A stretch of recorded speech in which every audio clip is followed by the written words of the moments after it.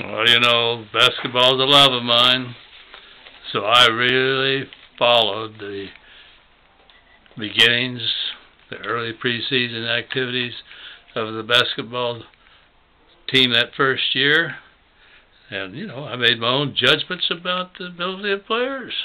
But in no way did I share them with Coach Slam, and he didn't ask me any opinions about anything. He was definitely an in-charge guy. But one of the things that I noticed, and that kind of surprised me, was he basically played only 6 boys on the first team. And I kept noticing a little guy named Rodney Bond that,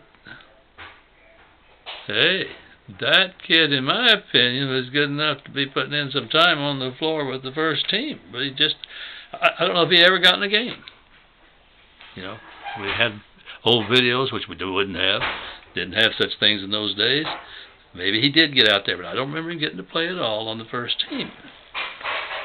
Well, the team did well. They were co-champions of the Barber County League that year.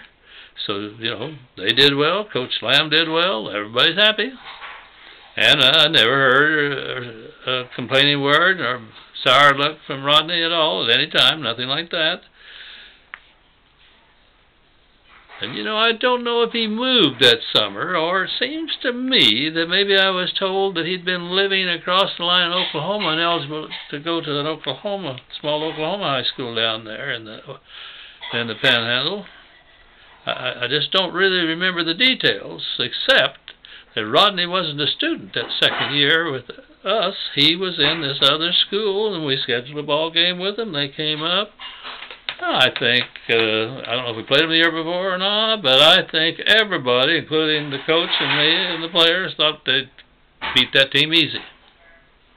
Well, I'd even heard Rodney was on the first team down there. Well, I'll tell you what, it was an exciting game, and Rodney was the star of the game in my eyes. Be curious to know if he really was. I wonder if anybody saved the old score sheet. But I knew Coach Slam. I could see him swearing under his breath. Damn kid, how could he be doing all that, you know?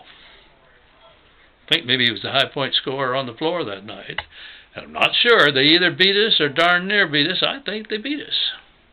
Can't you just imagine what went through Rodney's mind? Might have puffed him up just a little bit, although I didn't see that as I watched. He just was out there competing. Strange world, isn't it? You never know how things are going to turn out. This afternoon, as I was getting ready to write this, I had dug out the 2 annuals that I have from those 2 years at Hartner. Incidentally, a lot of the annuals, including those, were stored out in the shed out here, and the dadgum big cockroaches got into them. Some of them are so eaten up you can't read them. Evidently, the Hartner books had something about them, but they didn't like them. They're not damaged at all. But anyway, I got those annuals out and looked. You know what? That first year I was there, when we were co-champions of the league, every game was listed with score. Evidently we didn't go quite as well the second year. Nothing about being champions of any kind, and not a single game score in the book. At least I didn't find any. 3 cheers for Rodney.